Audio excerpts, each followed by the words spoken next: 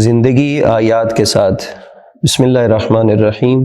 قالوا اتخذ اللہ ولدا سبحانہ هو الغنی لہ ما فی السماوات وما فی الارض ان عندکم من سلطان بہذا اتقولون علی اللہ ما لا تعلمون۔ وہ کہتے ہیں کہ اللہ نے کسی کو بیٹا بنا لیا ہے جبکہ وہ پاک ہے، وہ بے نیاز ہے، جو کچھ آسمانوں اور زمین میں ہے سب اسی کا ہے، تمہارے پاس اس بات کی کوئی دلیل نہیں، کیا تم اللہ پر وہ باتیں کہتے ہو جن کا تمہیں علم نہیں ہے؟ قرآن اس آیت میں ایک بہت بڑے عقیدتی انحراف کی نشاندہی کرتا ہے کہ اللہ کی ذات کے بارے میں جو اولاد کا تصور ہے۔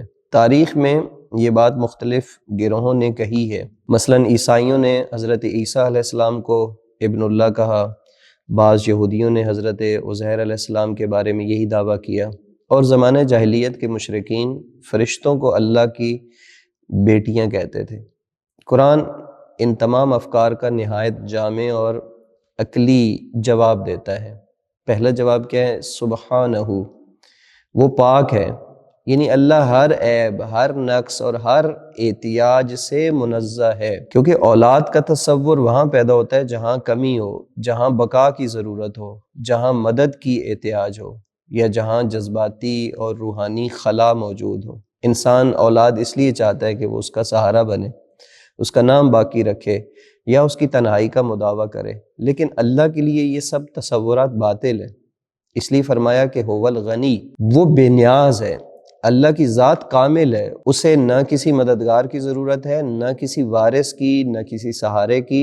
جو خود سب کو وجود دے رہا ہو، جو سب کا رب ہو، وہ کسی کا محتاج کیسے ہو سکتا ہے؟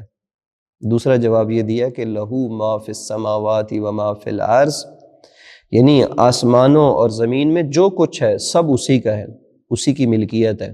فرشتے بھی اس کے بندے ہیں، انبیاء بھی اس کے بندے ہیں، تمام مخلوقات اسی کی پیدا کردہ ہیں۔ جو خود مخلوق ہو وہ خالق کا بیٹا کیسے ہو سکتا ہے؟ خالق اور مخلوق کا رشتہ عبد اور رب کا ہے، عبد اور معبود کا رشتہ ہے، باپ اور بیٹے کا نہیں ہے۔ پھر قرآن مجید سوال اٹھاتا ہے کہ ان عندکم من سلطان بہذا، کیا تمہارے پاس اس دعوے کی کوئی دلیل ہے؟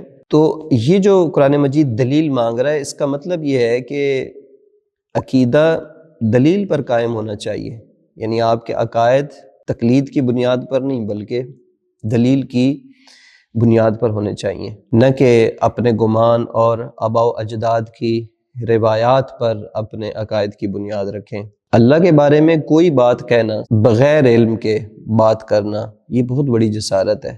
اس لیے آخر میں یہ فرمایا کہ اتقولون علی اللہ ما لا تعلمون، کیا تم اللہ کے بارے میں وہ باتیں کہتے ہو جن کا تمہیں علم ہی نہیں ہے؟